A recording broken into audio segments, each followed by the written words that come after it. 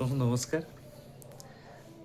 ଆଜି ଏହି ପ୍ରାତଃ ସମୟରେ ମୁଁ ଆପଣମାନଙ୍କୁ ଏକ ସୁନ୍ଦର ଗୋଟିଏ ଗପ ଆପଣଙ୍କୁ କହିବା ପାଇଁ ଚାହୁଁଛି।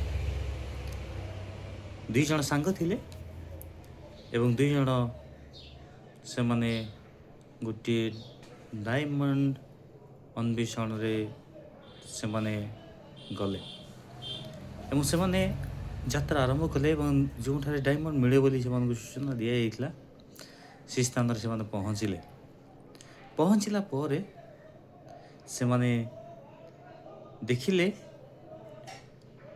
ଯେ ଏହି ଅଞ୍ଚଳରେ ଡାଇମଣ୍ଡଟି ମିଳେ ଏବଂ ସେମାନେ ପରିଶ୍ରମ କରିବା ଆରମ୍ଭ କଲେ। ଖୋଳିଲେ ଏବଂ ସେମାନେ ତାଙ୍କର କାର୍ଯ୍ୟଟାକୁ ତ୍ୱରାନ୍ୱିତ କରୁଥିଲେ। ଠିକ୍ ସେହି ସମୟରେ ଗୋଟିଏ ବନ୍ଧୁ ନିଜର ଧୈର୍ଯ୍ୟକୁ ହରାଇ ସେ କ'ଣ କଲେ ନା ଗୋଟିଏ ପଥର ଥିଲା, ନର୍ମାଲ ପଥର, ଯାହାକି ବହୁତ ଚକଚକ୍ କରୁଥିଲା, ଦେଖିବାକୁ ବହୁତ ସୁନ୍ଦର ଥିଲା ଏବଂ ଅନ୍ୟମାନଙ୍କ ଦୃଷ୍ଟିରେ ଯାହାକି ଡାଇମଣ୍ଡ ବୋଲି କୁହାଯାଉଥିଲା, ସେହିପରି ଏକ ପଥର ପାଇଲେ। ଆଉ ଜଣେ ଏକ ବନ୍ଧୁ ସେ ନିଜକୁ ମନ ଦୁଃଖ କଲେ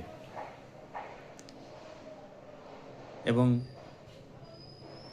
ସେ ପୁନର୍ବାର ମନ ଦୁଃଖର ସହିତ ସେ କ'ଣ କଲେ, ନିଜର ଅନ୍ୱେଷଣଟାକୁ ଜାରି ରଖିଲେ ଏବଂ ଅନ୍ୱେଷଣ ଜାରି କରୁ କରୁ ଯେଉଁ ପଥରଟା ଜଣେ ବ୍ୟକ୍ତିଟି ପାଇଥିଲେ, ସେ ଯାଇକି ଡାଇମଣ୍ଡକୁ ଯେଉଁମାନେ ପରୀକ୍ଷା କରନ୍ତି ସେ ସ୍ଥାନରେ ସେ ଲୋକମାନଙ୍କ ପାଖକୁ ଗଲେ ଆଉ ସେ ପଥରଟାକୁ ଦେଲେ, କିନ୍ତୁ ସେ ପଥର ଡାଇମଣ୍ଡ ନଥିଲା। ଆଉ ଜଣେ ବ୍ୟକ୍ତି ଯିଏକି ସେ ପଥରକୁ ଅନ୍ୱେଷଣ କରୁଥିଲେ, ବହୁତ ବାଧା ବିଘ୍ନ ବିଭିନ୍ନ ପରିସ୍ଥିତି ଦେଇ ତାଙ୍କ ଜୀବନରେ ସେ ବହୁତ ଛୋଟିଆ ଗୋଟିଏ 150 ଗ୍ରାମର ଗୋଟିଏ ଛୋଟ ପଥରଟେ ପାଇଲା ପରେ ସେ କ'ଣ କଲେ ନା ତାକୁ ପଲିସ କରିବା ପାଇଁ ଦେଲେ। ଆଉ ପଲିସ କରିବା ପାଇଁ ଦେଲା ପରେ ତାହା ଜଣାପଡ଼ିଲା ତାହା ହେଉଛି ଡାଇମଣ୍ଡ। ବେଳେବେଳେ ଆମେ ଆମମାନଙ୍କ ଜୀବନରେ ନିଷ୍ପତ୍ତି ନେବା ସମୟରେ ଆମେମାନେ ସଡନ୍ ନିଷ୍ପତ୍ତି ନେଇଥାଉ। ଆମମାନେ ଆମଙ୍କର ବ୍ୟବସାୟିକ କ୍ଷେତ୍ରରେ ହେଉ, ଆମଙ୍କ ବ୍ୟକ୍ତିଗତ କ୍ଷେତ୍ରରେ ହେଉ କିମ୍ବା ଆମଙ୍କ ପାରିବାରିକ କ୍ଷେତ୍ରରେ ହେଉ, ଆମମାନଙ୍କର ନିଷ୍ପତ୍ତି ବେଳେବେଳେ ଭୁଲ ନିଷ୍ପତ୍ତି ହେଇଥାଏ। ଆମକୁ ସହଜ ଭଳି ଲାଗିଥାଏ। ଆମେ ଯେଉଁ ପ୍ରଥମ ବନ୍ଧୁଙ୍କର ବିଷୟ ଦେଖିଲେ ଗୋଟିଏ ବହୁତ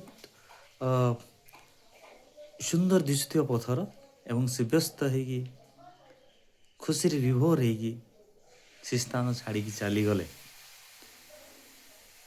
କିନ୍ତୁ ସେଇ ପଥର ଡାଇମଣ୍ଡ ନଥିଲା। ଆଜି ମାନଙ୍କ ବ୍ୟକ୍ତିଗତ ଜୀବନରେ ବେଳେବେଳେ ବିଭିନ୍ନ ପରିସ୍ଥିତି ଦେଇ ଗତି କରୁଛୁ।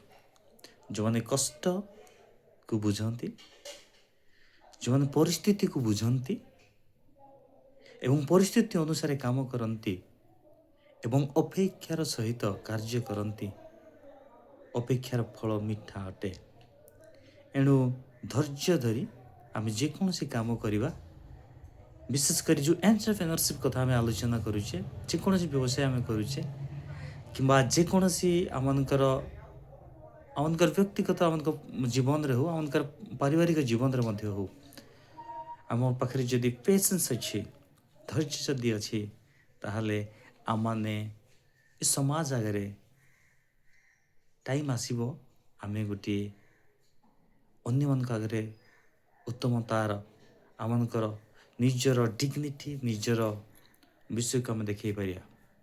ତ keep patience, do the hard work and do the positive work, then only we will achieve our goal.